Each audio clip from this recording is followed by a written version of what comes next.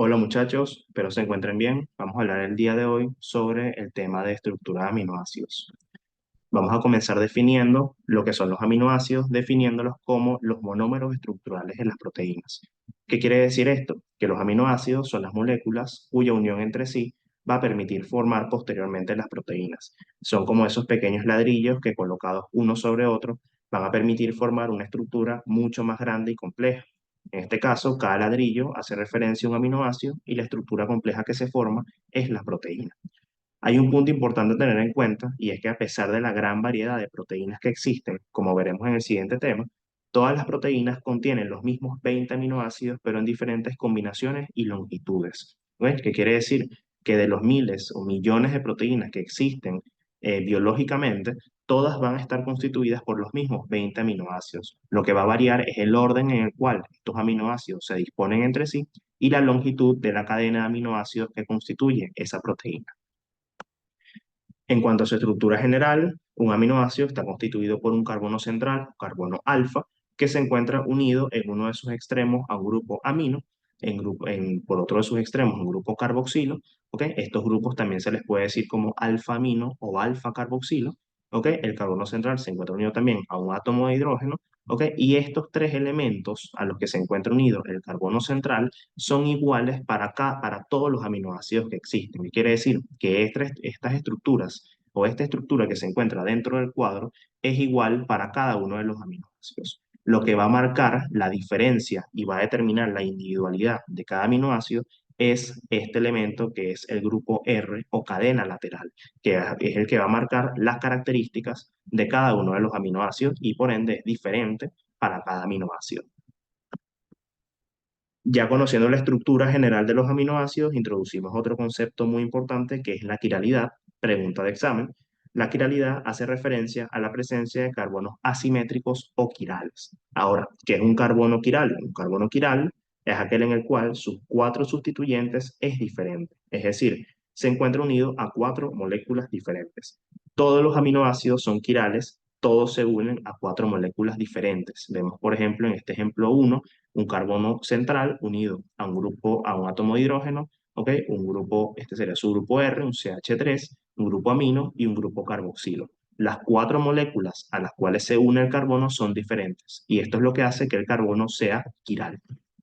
Ahora, hay una excepción para este concepto que es el único aminoácido que se considera aquiral, que es el del ejemplo 2, que es la glicina. ¿Ok? La glicina, señalada en pantalla, es el único aminoácido cuyo carbono central no se encuentra unido a cuatro moléculas diferentes, ya que como vemos en su estructura, se encuentra unido a dos moléculas de hidrógeno a través de enlaces diferentes. Entonces, al estar unido a dos moléculas de hidrógenos, eso es lo que determina o es lo que hace que sea un aminoácido aquiral. Otro concepto importante es el de la isomería. ¿Ok? Los isómeros se definen como compuestos que poseen la misma fórmula atómica, pero diferente fórmula estructural. Es decir, están constituidos por los mismos átomos y la misma cantidad de estos, pero desde el punto de vista estructural se disponen de forma diferente. Ambos tienen la misma cantidad, por en este ejemplo, de carbono, de hidrógeno, de oxígeno y de nitrógeno, pero una disposición diferente en el espacio y por ende una estructura diferente. Se dice que el número de isómeros depende del número de centros quirales, ya que hay una fórmula que determina cuántos isómeros tiene una molécula según los centros quirales que tenga, que es 2 elevado al número de centros quirales. Entonces, si un carbono tiene solamente un carbono quiral, ¿ok?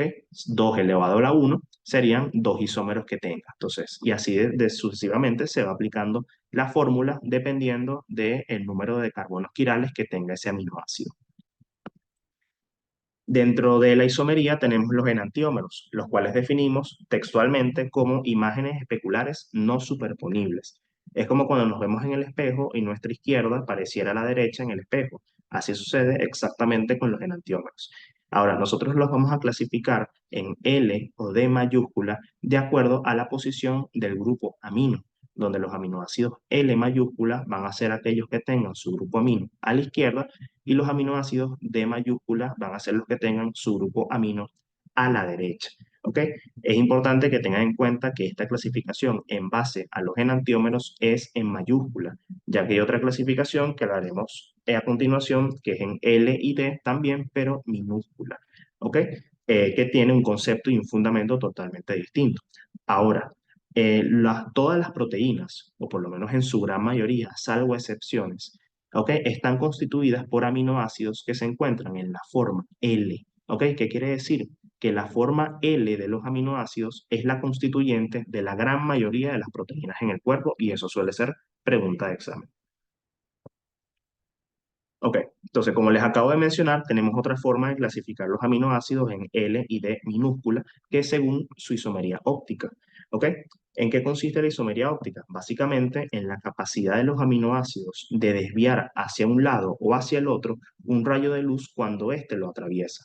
Ok, el aminoácido desvía el rayo de luz hacia la derecha, se clasifica como dextrógiro o D minúscula, y cuando lo hace hacia la izquierda, se clasifica como levógiro o L minúscula. ¿Ok? Hay que dejar muy en claro que ambas clasificaciones, tanto L y D mayúscula como minúscula, son totalmente independientes. ¿Ok? ¿Qué quiere decir? Que un aminoácido L mayúscula no es necesariamente un aminoácido L minúscula. Y lo mismo sucede para la clasificación en D y D mayúscula. ¿Qué quiere decir? Que son totalmente independientes ambas clasificaciones. ¿Ok? Aquí les hice un cuadro resumen con los dos tipos de clasificación. Los enantiómeros se fundamentan en la posición del grupo amino y son L o D mayúscula, y la isomería óptica se fundamenta en según hacia dónde desvían los rayos de luz. Entonces, y se clasifican en L o D minúscula.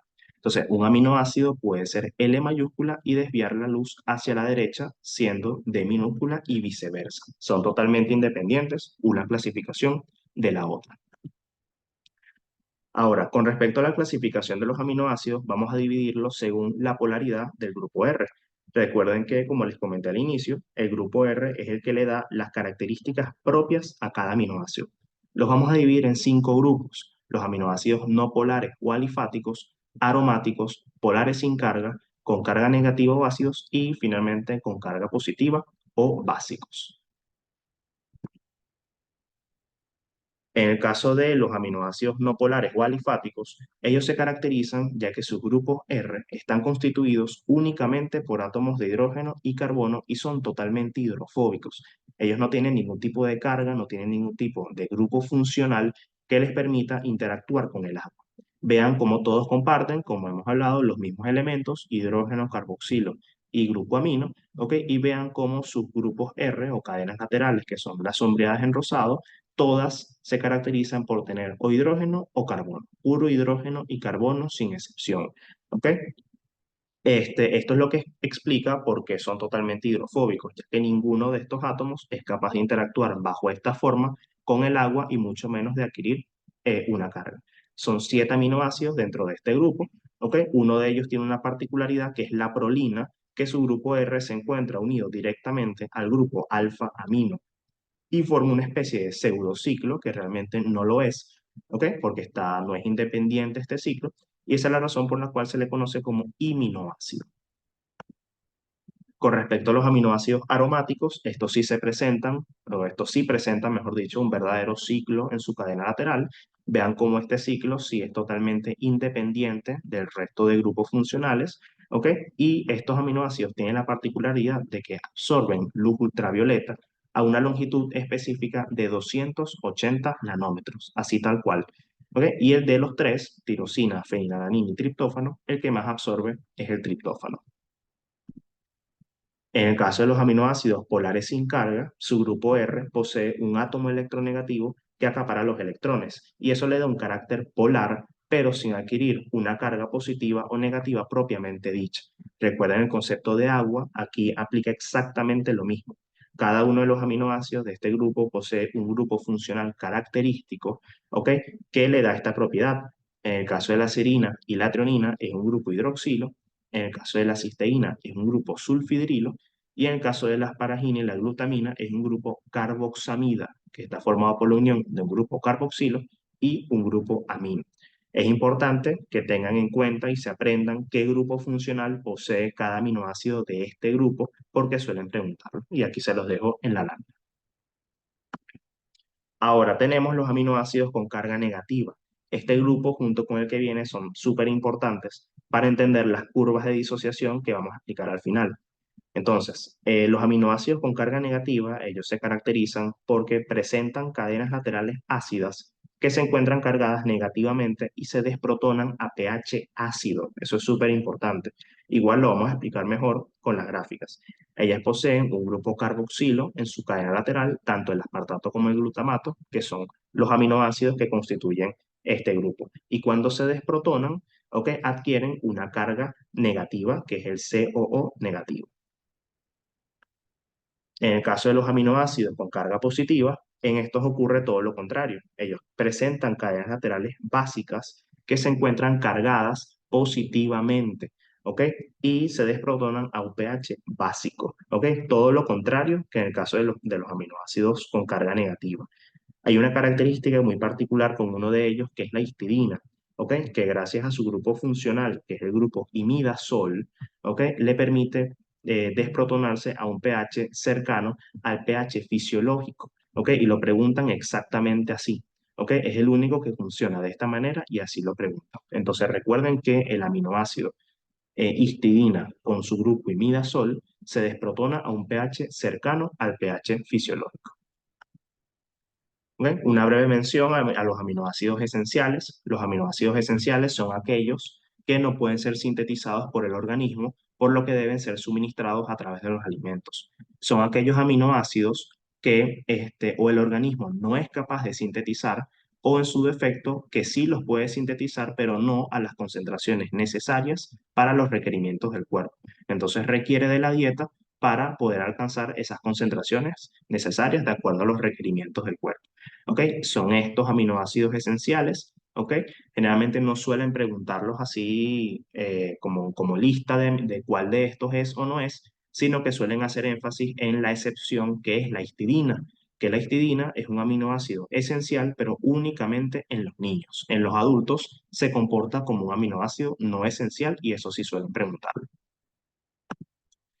Hay una mnemotecnia de la cátedra, bueno, realmente es un poquito extraña la mnemotecnia, pero están así que realmente no se olvida. Fer hizo un lío tremendo y Valentina le metió un triptófano. Simplemente la dejo ahí por si se la quieren aprender para, bueno, facilitarles el estudio de los aminoácidos esenciales. Ok, pasamos al punto más importante de todo el tema, que son las propiedades ácido-base de los aminoácidos. Los aminoácidos tienen la capacidad de comportarse como moléculas anfóteras y moléculas disociables. ¿Qué significa que se comporten como moléculas anfóteras? Que pueden actuar tanto como ácido como base.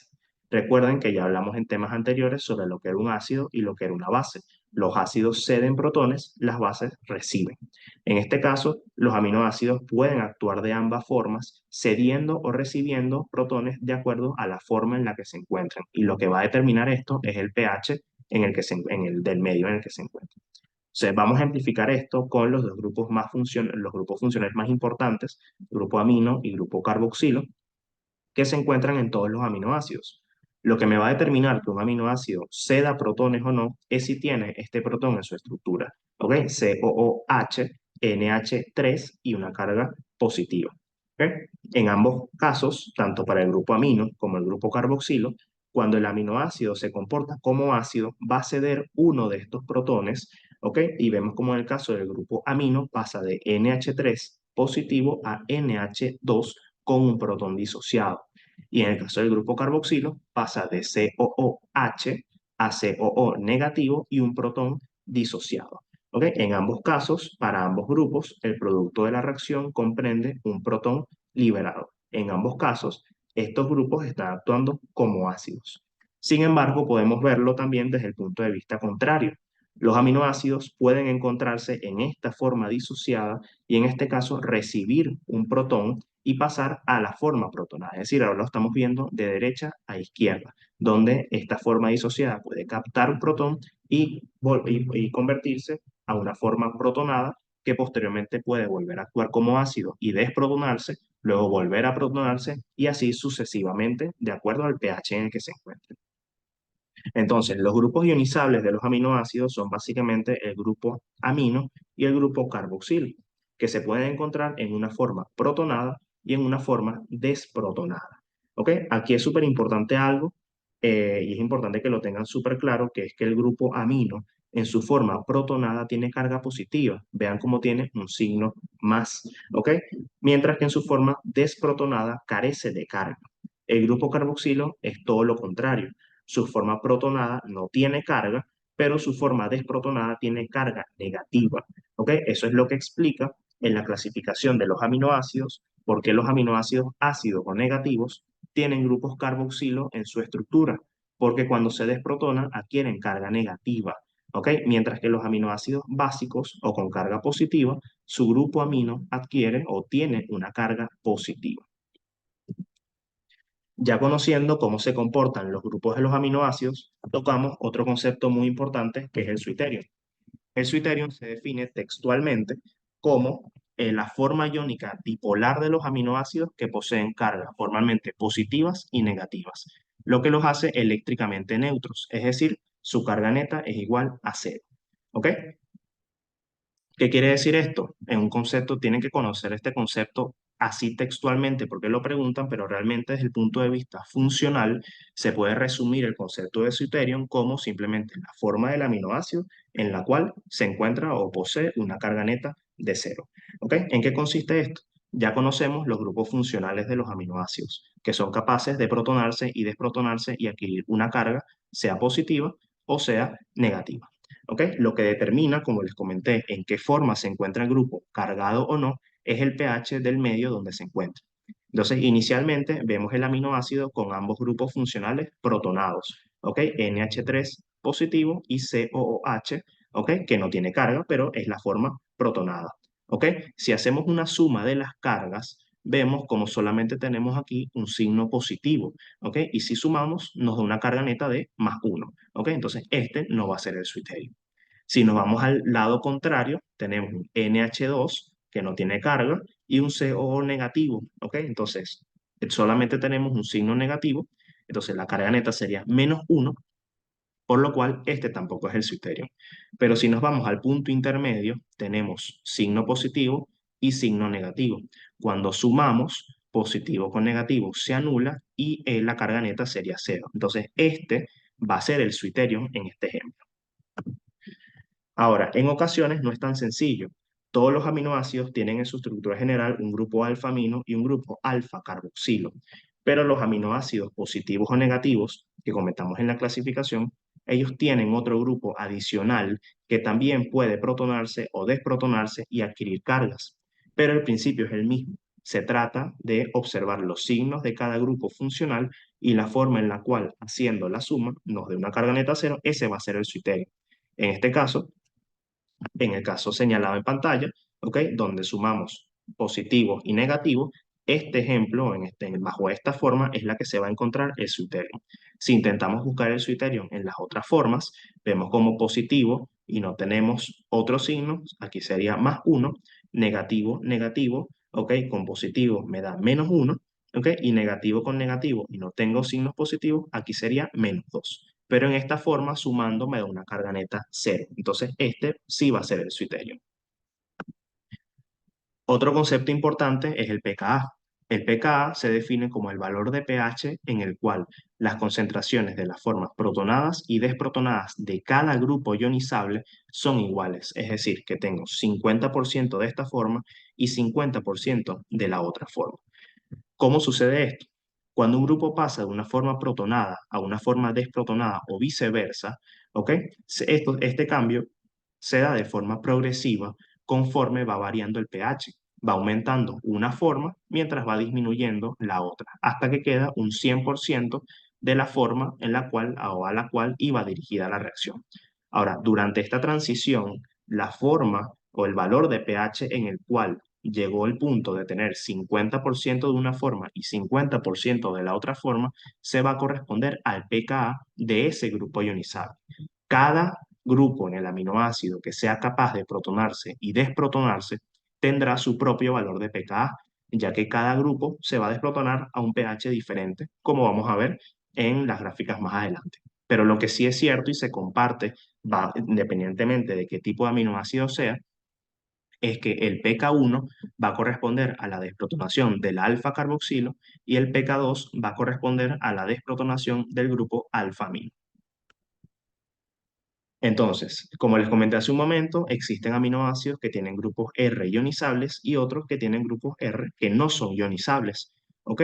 Donde en estos casos los grupos ionizables serán únicamente el grupo alfa-amino y el grupo alfa-carboxilo, por lo que solamente van a existir dos valores de pKa, uno para cada grupo, pK1 para carboxilo, pK2 para alfa-amino.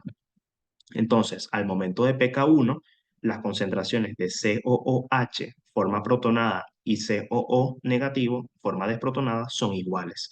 Y al momento de pK2, las concentraciones de NH3 positivo, forma protonada, y NH2, forma desprotonada, son iguales, 50% y 50%.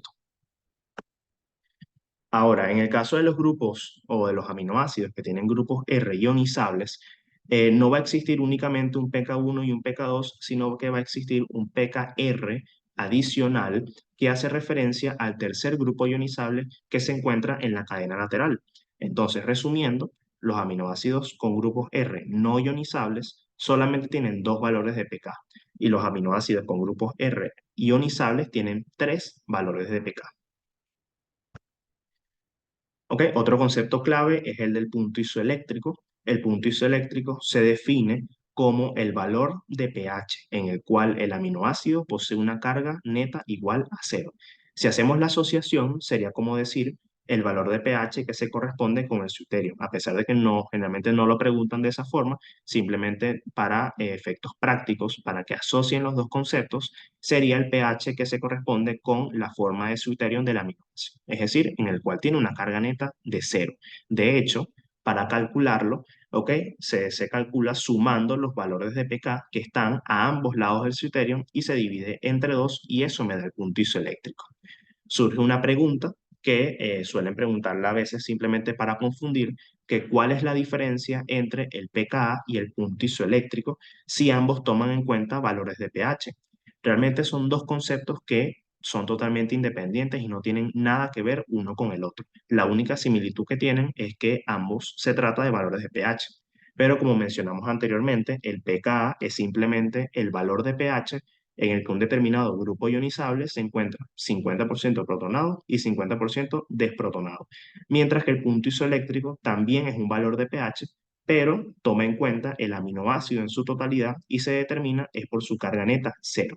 Entonces, a pesar de que ambos toman en cuenta el pH, no tienen nada que ver uno con el otro. Entonces, comenzamos con las gráficas, que son gráficas que se conocen como curvas de titulación. Para entender un poco inicialmente el contexto, qué es lo que está ocurriendo. Yo tengo una solución en la cual tengo el aminoácido. Esta solución parte de un pH casi de cero, o sea, que es un pH extremadamente ácido.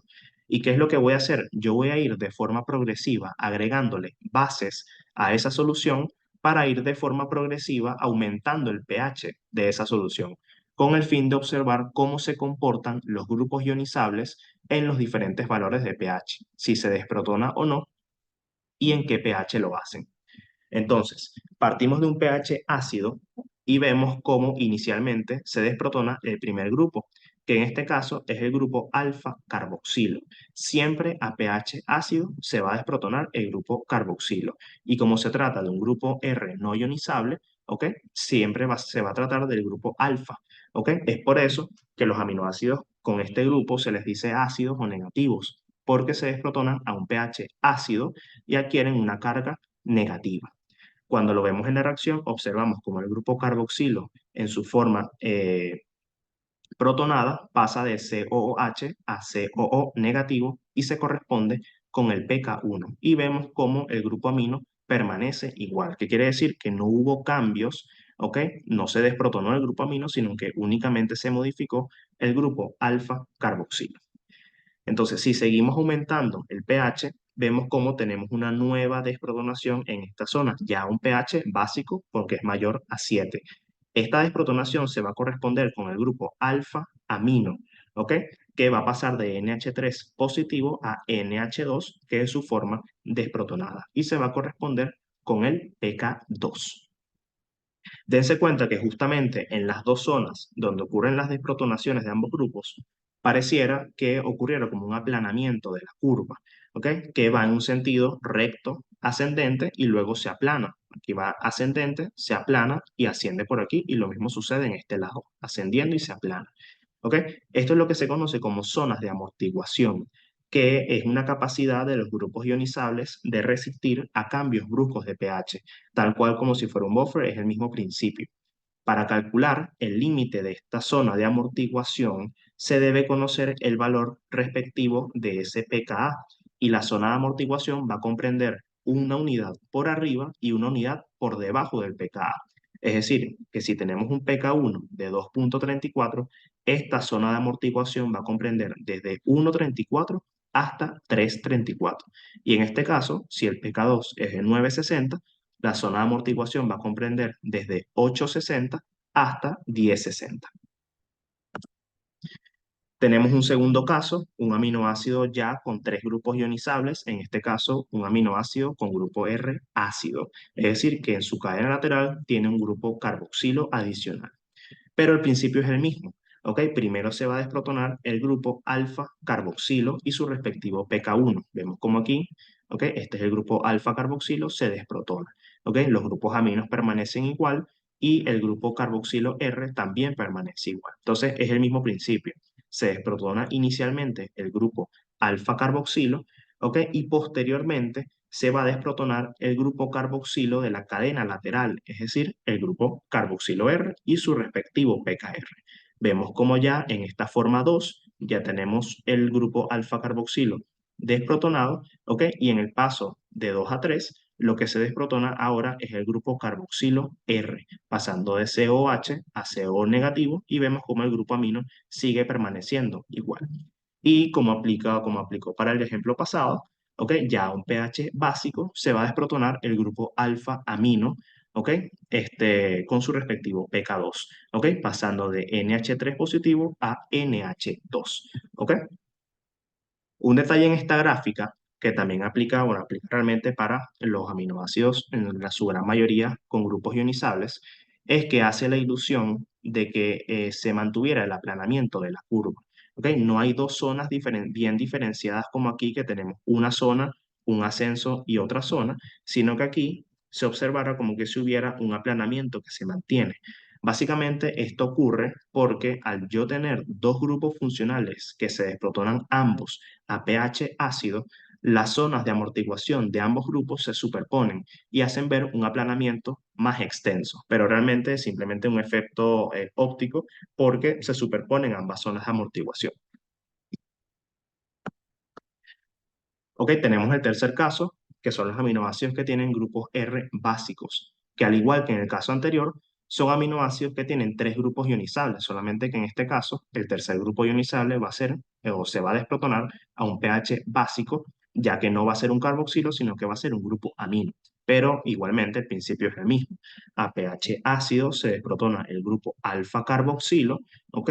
Vemos cómo pK1 se pasa de COH a CO negativo y los grupos aminos permanecen igual, ¿ok? Y posteriormente a pH básico, ya superior a 7, ¿ok? Ya estamos en un pH básico, se va a desprotonar primero el grupo alfa amino con su respectivo pK2. Vemos como ya en la fórmula o en la reacción pasa de NH3 más a NH2. ¿Ok? Entonces, primero se desprotona el alfa carboxilo como siempre, luego se desprotona el grupo alfa amino y posteriormente ya al final se desprotona el grupo amino R o el grupo amino de la cadena lateral con su respectivo pKr. Vemos como ya tenemos aquí el grupo carboxilo desprotonado, NH2, que es el grupo alfa amino ya desprotonado, y vemos como el NH3, que en su forma protonada, que es el grupo R, pasa a NH2 y ya tenemos todos los grupos desprotonados. Entonces la secuencia en estos casos es alfa carboxilo con su pK1, alfa amino con su pK2 y grupo amino R con su respectivo pKr. Aquí les dejo la chuletica abajo. Sin embargo, hay un caso especial, como les comenté igualmente en la clasificación, que es el caso de la histidina. Recuerden que les comenté que en el caso de la histidina, ella tenía un grupo imidazol que le permitía desprotonarse a un pH cercano al fisiológico. Ahora, ¿cuál va a ser la repercusión que esto tiene en la gráfica? ¿Ok? Que el orden no va a ser pK1, pK2 y pKr, sino que primero se va a desprotonar el grupo R y luego es que se va a desprotonar el pK2, o sea, el grupo alfa amino. Entonces partimos desde el mismo punto, ¿ok? Desprotonación del grupo alfa carboxilo, ¿ok? Y luego a pH cercano incluso al fisiológico, vean que en este punto corresponde al 6, o sea, realmente está cercano al pH fisiológico, se va a desprotonar es el grupo R, el grupo imidazol de la histidina. Y posteriormente a pH básico, más básico, se va a desprotonar el grupo alfa amino. ¿Okay? Entonces simplemente la característica en el caso de la histidina es que va a haber una inversión en que no se va a desprotonar primero el grupo alfa amino y luego el R, sino que primero va a ser el R a un pH cercano al fisiológico y luego se va a desprotonar el grupo alfa amino. Con eso terminamos la prepa. Espero que les funcione y cualquier duda estoy pendiente para aclararlas.